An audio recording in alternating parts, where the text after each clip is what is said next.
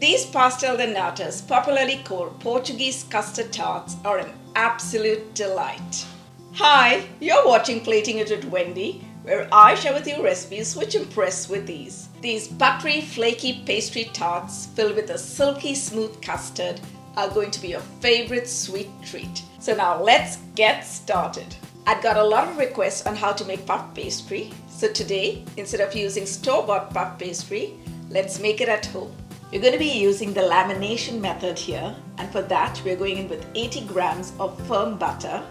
I've cut it into thin strips and we're going to lay it down alongside each other and roll it into a thin sheet. Once we've placed the butter, we're going to fold the parchment paper till we get a rectangle of approximately 12 by 14 centimeters. And now using a rolling pin, let's roll the butter out.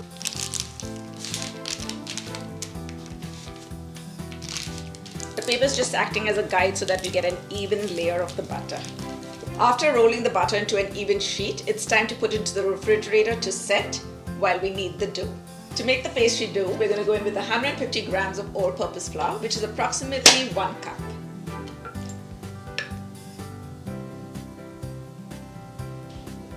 Because we're using this pastry dough for a sweet treat, we're going to go in with 3 grams, which is approximately 3/4 teaspoon of sugar. And to bring up the flavor, we're going to add 2 grams, which is approximately half a teaspoon of salt. Let's give this a quick mix. To get that lovely flaky pastry dough, we're going to go in with 60 grams of frozen unsalted butter. Now using our fingers, we're going to go in and work the butter with the flour till we get a sand-like texture.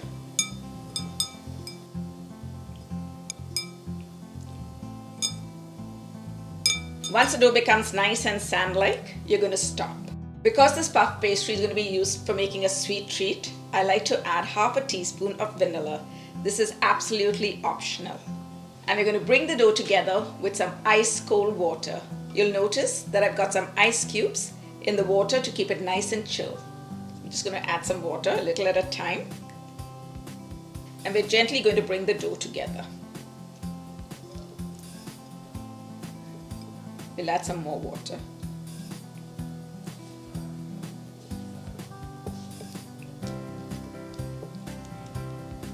It's time to go in with your fingers to bring the dough together.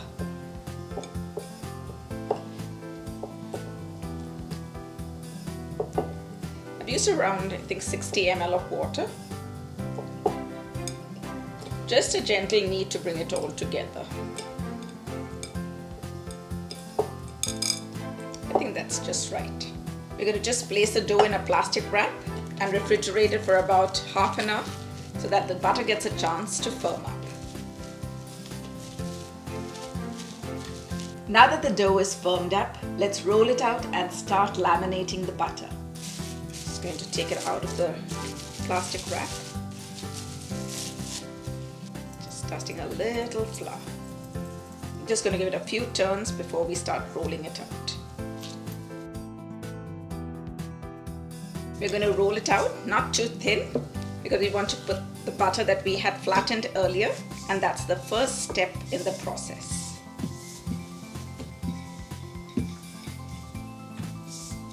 This is the butter that we had rolled out earlier and kept in the fridge to firm up, and we want to place this in the middle of the dough to create the first layer. I think we need to roll it out just a little more.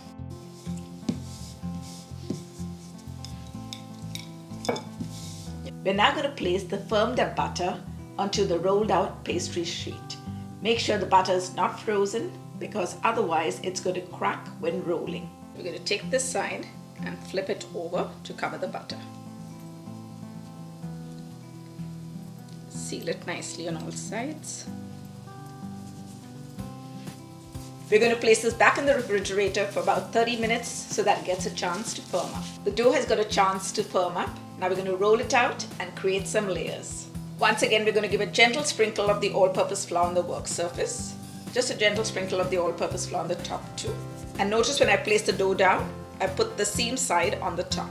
And we're going to roll it more towards the sides.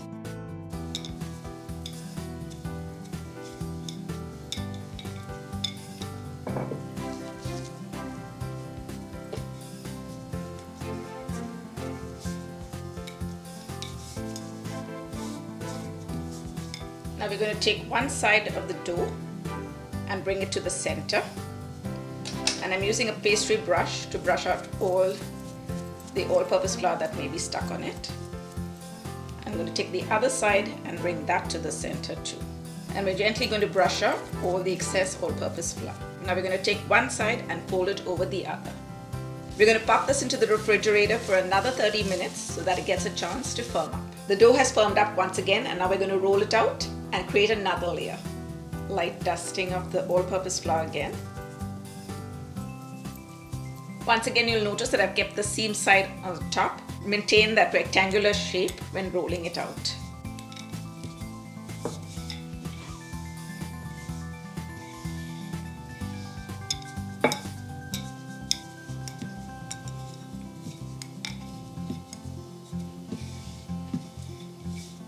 We want a nice soft dough, so let's brush off any excess all-purpose flour that may be on the surface.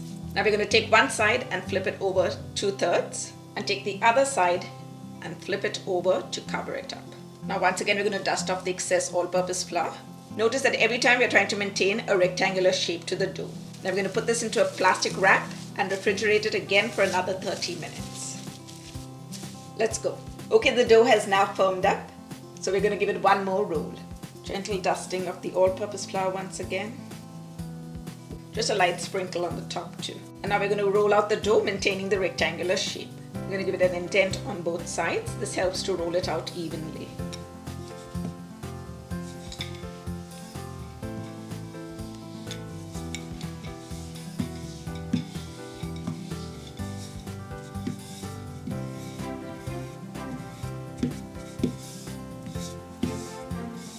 Let's dust off any excess all-purpose flour. And this time we're going to take one end and fold it 3/4 down and use the other side and cover it up. Just going to use the rolling pin to flatten it out. Once again, we're going to dust off any excess all-purpose flour. Just gentle brush. And now we're going to take this end and flip it over. And you guessed right, we're going to refrigerate this for another 30 minutes. Now let's pop this into the refrigerator. Now that the puff pastry is ready, we're going to roll it out and prepare it to make our pastel de natas. I'm going to dust the surface once again with some all-purpose flour. Just a light dusting on top of the dough too. And now we're going to roll it out. We're going to first make an indent horizontally and one vertically. Now we're going to roll it.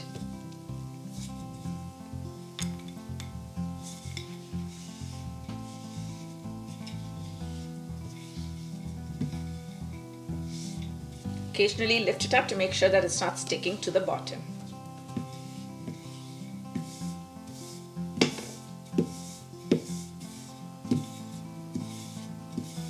I've melted about a tablespoon of butter and I'm gently going to apply it to the surface here.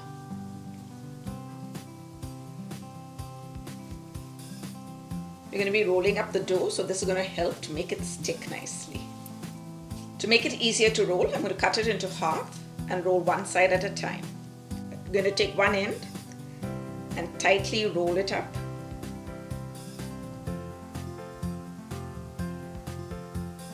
And then you're going to keep rolling.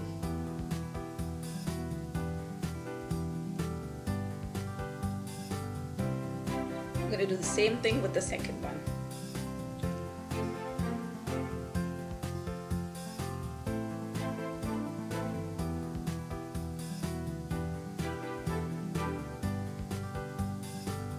We're going to place this in a plastic wrap and refrigerate it while we prepare our custard.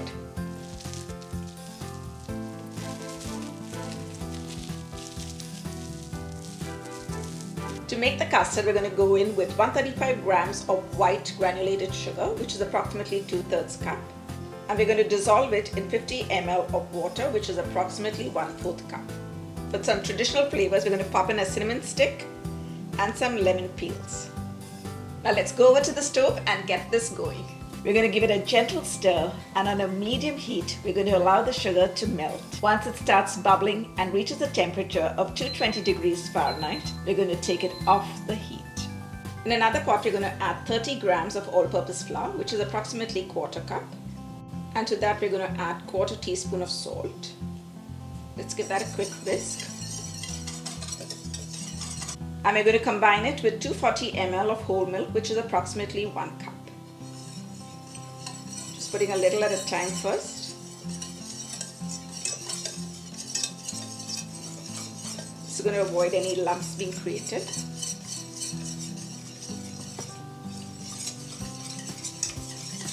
You want that nice, smooth, creamy texture to the custard.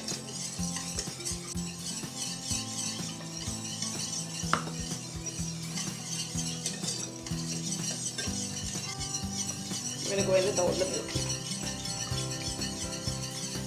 Let's go over to the stove and thicken this out just a little bit. We're going to place this mixture on a medium heat and whisking vigorously, we're going to allow it to thicken till it reaches this consistency. It's time to remove the lemon peels and the cinnamon stick, which has flavored the sugar syrup. We're going to gently stream in the sugar syrup into the base of our custard, whisking it vigorously. To this, let's add 1 teaspoon of a pure vanilla extract. Once the mixture has cooled, we're going to add in 4 egg yolks, one at a time, whisking it continuously to get that silky smooth texture to our custard.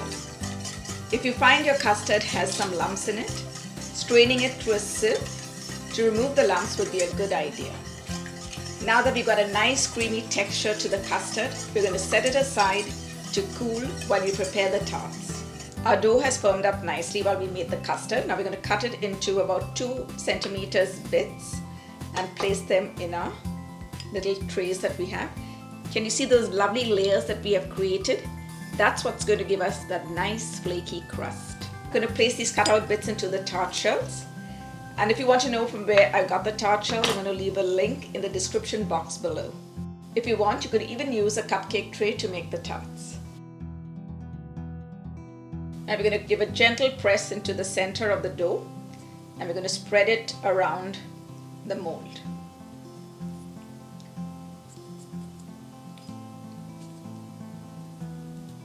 You want to get a thin layer of it all around. That's perfect. Let's continue till we finish all of them. I find it easier to use these individual tart forms because it's much more convenient to keep turning the form along with the pastry dough inside.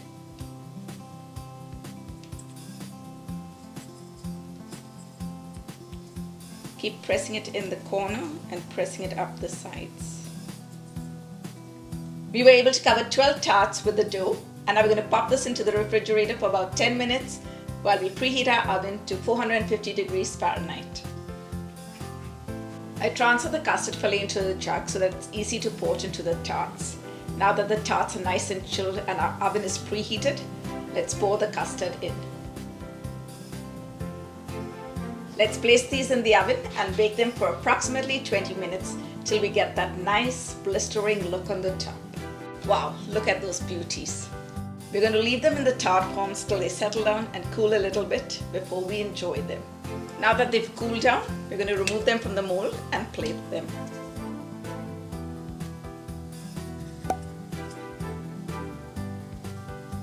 And these custard tarts are best enjoyed with a light dusting of cinnamon and icing sugar. And now it's time to give these custard tarts a taste. Let's go. I just love these.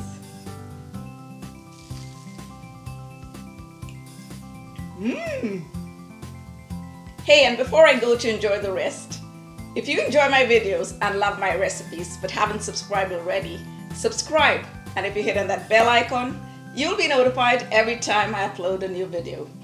And while you're at it, hit on that like button and leave me your comments below. Thanks for watching. See you soon.